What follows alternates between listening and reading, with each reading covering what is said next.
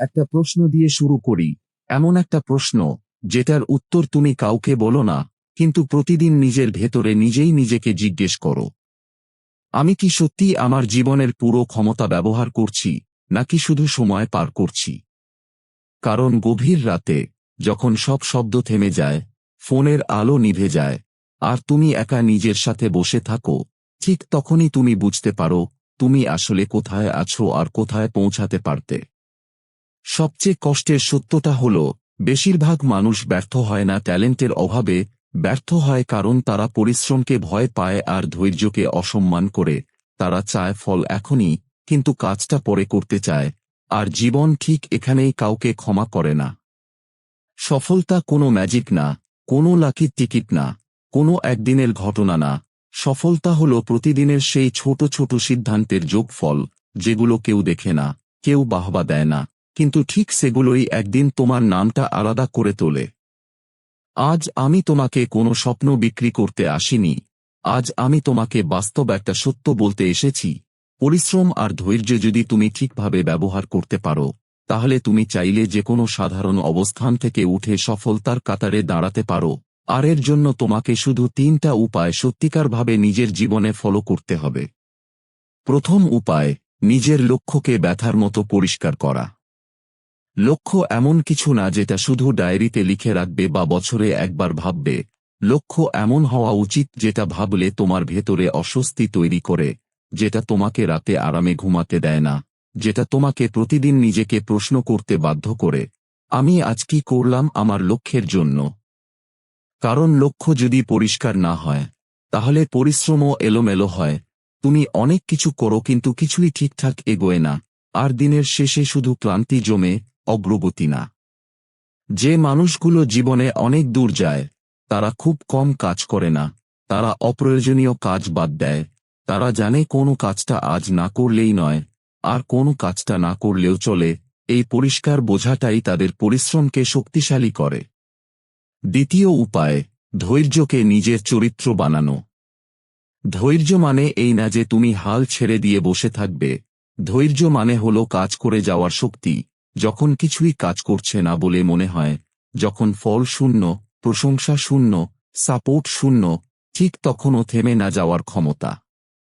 অনেক মানুষ প্রথম ব্যর্থতায় থেমে যায়, দ্বিতীয় ব্যর্থতায় নিজেকে দোষ দেয়, তৃতীয় ব্যর্থতায় স্বপ্নটাই বদলে ফেলে, কিন্তু তারা এটা বুঝতে পারে না যে সফলতা প্রায়ই আসে ঠিক তখনই, যখন বেশিরভাগ মানুষ হাল ছেড়ে দেয়।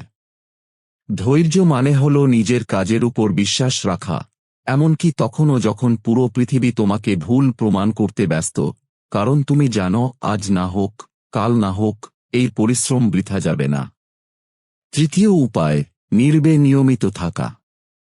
এই জায়গাটায় বেশিরভাগ মানুষ হেরে যায়, কারণ নিয়মিত থাকা খুব গ্ল্যামারাস না। এখানে কোনো নাটক নেই, কোনো তাৎক্ষণিক উত্তেজনা নেই, এখানে শুধু তুমি আর তোমার কাজ। নিয়মিত থাকা মানে হল, মুড ভালো থাকুক বা খারাপ, আবহাওয়া যাই হোক, মানুষ সাপোর্ট করুক বা না করুক, তুমি নিজের কাজটা করবে। কারণ তুমি আর অনুপ্রেরণার উপর নির্ভর করো না, তুমি শৃঙ্খলার উপর নির্ভর করো। মনে রেখো, অনুপ্রেরণা আসে আর যায়, কিন্তু শৃঙ্খলা থাকলে কাজ থামে না। যারা সত্যিকারের সফল হয়, তারা খুব বেশি কথা বলে না, তারা ঘোষণা দেয় না, তারা চুপচাপ কাজ করে যায়, আর সময়কে কাজ করতে দেয়। কারণ সময় সবকিছু দেখে, কিছু ভুলে না। আজ তুমি যদি নিজের জীবনকে অন্যদের সাথে তুলনা করো, তাহলে তুমি কখনোই শান্তি পাবে না। কিন্তু যদি তুমি গতকালের নিজের সাথে নিজেকে তুলনা করো, তাহলে প্রতিদিন তুমি একটু একটু করে এগোবে। তুমি হয়তো আজ অনেক পিছিয়ে আছো, হয়তো তোমার শুরুটাই দেরিতে হয়েছে, হয়তো তোমার হাতে রিসোর্স কম, কিন্তু একটা জিনিস যদি থাকে, তাহলে কিছুই অসম্ভব না, আর সেটা হলো ছাড় না দেওয়ার মানসিকতা। কারণ জীবনে যারা জেতে, তারা সবচেয়ে দ্রুত দৌড়ায় না, তারা সবচেয়ে বেশি সময় ধরে দৌড়াতে পারে। একদিন মানুষ তোমার ফলাফল দেখবে, কিন্তু তারা কখনো দেখবে না সেই সব রাত, যেখানে তুমি একা নিজের সাথে যুদ্ধ করেছ, সেই সব সকাল, যেখানে মন চাইছিল না তবুও তুমি কাজ করেছ, আর সেই সব দিন, যেখানে কিছুই না পাওয়ার পরও তুমি থামোনি।